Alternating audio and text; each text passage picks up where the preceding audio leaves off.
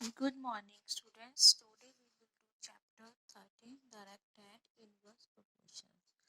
Firstly, we will do direct proportions. क्या होता है बेटा? जो आपकी 13.1 एक्सरसाइज है बेटा। डायरेक्ट प्रोपोर्शन में क्या होता है? जैसे आपकी फर्स्ट एग्जांपल है, the cost of 5 meters of a particular qualities of cloth is a to 10 rupees.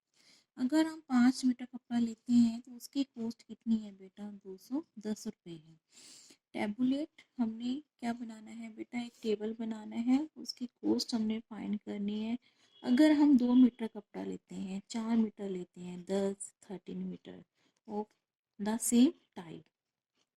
इसका मतलब क्या है बेटा? जो क्लोज है हमने उनको एक्स सपोज कर लिया है और जो हमारा रूट कॉस्ट है हमने उसको वाई। हमें एक चीज़ पता है, अगर हम 5 मीटर कपड़ा लेते हैं तो उसकी कॉस्ट कितनी हो जाती है? 210। तो हम इसको इंक्रीजिंग ऑर्डर में लिखेंगे, 2 4 5 10 एंड 13। ठीक है बेटा। जिसके हमें रेट्स नहीं पता, हमने ये y1 है, y2 y3 y4 और हमने इसको क्या ले लिया? y5।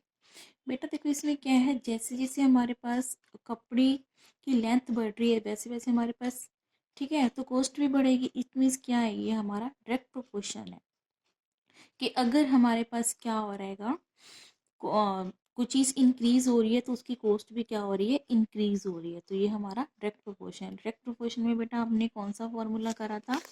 वो हमारा फॉर्मूला था कि x1 के नीचे ही y1 आएगा और x2 के नीचे ही हमारा क्या आएगा? y2। जो वैल्यूज हमें फाइंड है, गिवन है, वो तो हम लेके चलेंगे, जो हमने फाइंड करनी है वो हम उसके इक्वल रख लेंगे। जैसे बेटा हमें पास 5/2 10 तो है ही, ये तो हम लेंगे। अब हमने y2 की वैल्यू फाइंड करनी, तो हम क्या लिखेंगे? x2 अपॉन में y2 और 5 अपॉन में क्या लिखेंगे? 2 10 लिखेंगे।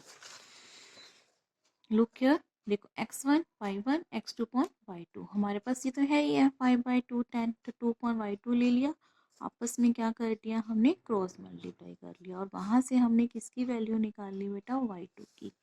सिमिलर अब हमने वैल्यू फाइंड करनी है y3 की, तो हम लिखेंगे x3 अपॉन में y3 5 अपॉन में 2 10। तो इसी टाइप से हम किसकी वैल्यू फाइंड कर लेंगे?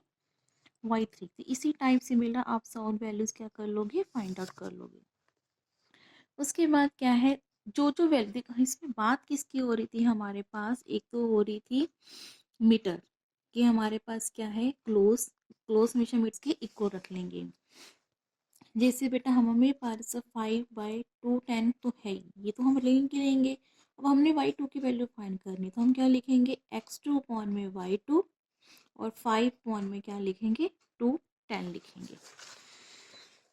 लुक हियर, देखो x1 y1 x2 upon y2, हमारे पास ये तो है ही है 5/2 10, तो 2 अपॉन y2 ले लिया, आपस में क्या कर दिया? हमने क्रॉस मल्टीप्लाई कर लिया और वहां से हमने किसकी वैल्यू निकाल ली बेटा? y2 की। सिमिलर अब हमने वैल्यू फाइंड करनी है y3 की, तो हम लिखेंगे x3 अपॉन में y3 5 अपॉन में 2 10। तो इसी टाइप से हम किसकी वैल्यू फाइंड कर लेंगे? y3। तो इसी टाइप से मिला आप सॉल्व वैल्यूज क्या कर लोगे? फाइंड आउट कर लोगे।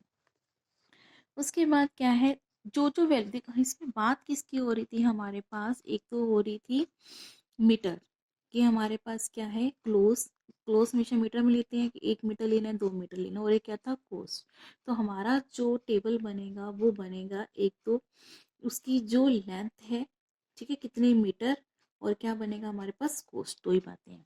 अब नेक्स्ट क्वेश्चन में क्या है? एग्जांपल में an electric pole 14 metre high, electric बिजली का पोल है 14 मीटर ऊंचा है, अगर उसकी शेडो कितनी पड़ती है? 10 मीटर तक पड़ती है। Find the height of the tree, अगर उसकी शेडो 15 मीटर तक जाए तो कहते वो ट्री कितना होएगा? अगर हमारी शेडो बढ़ गई है, अगर 14 मीटर ऊंचा कोई पोल है, उसकी जो शेडो 10 मीटर तक जाती है, तो उसकी जो शेडो है एक ट्री की 15 मीटर तक जाती है, तो उसका फिर पोल भी बड़ा होएगा। ठीक है, इसका मतलब डायरेक्ट प्रोपोर्शनल है। हमारे पास एक हाइट है, ठीक है, हाइट ऑफ द ऑब्जेक्ट की है, और इसकी हमारे पास एक शेडो है। अगर 14 मीटर हमारे पास हाइट है तो शेडो कितनी है? 10। हमारे पास पोल नहीं पता बट हमें शेडो पता है, ठीक है, वही formula x1 y1 x2 y2। 14/10 equal to x/15 cross multiply. 5 से हमारी किसकी वैल्यू आ जाएगी, x की आ गई। देखो हाइट ऑफ उसकी कितनी आ गई हमारे पास, 21 आ गई। देखो अगर 14 मीटर हमारे पास पोल था ऊंचा, तो उसकी शेडो 10 मीटर थी। तो अगर उसकी शेडो 10 से 15 हो गई तो उसकी हाइट भी ज़्यादा होगी। तो उसकी हाइट कितनी शो करती है हमने, उसकी 21। तो इस टाइप से आपने 13.1 के क्वेश्चंस करने हैं आपने बेटा। एक ही फॉर्मूला है, बहुत इजी है। x1 फॉर्म में y1, x2 फॉर्म में y2, ये फॉर्मूला आपने लगाना है। और जो आपको बोला गया है, जैसे इसमें ट्री और शेडो की बात हो रही है, तो उसी टाइप से आपने क्या बनाना है, उसका ग्राफ बनाना है। Okay students, have a nice day.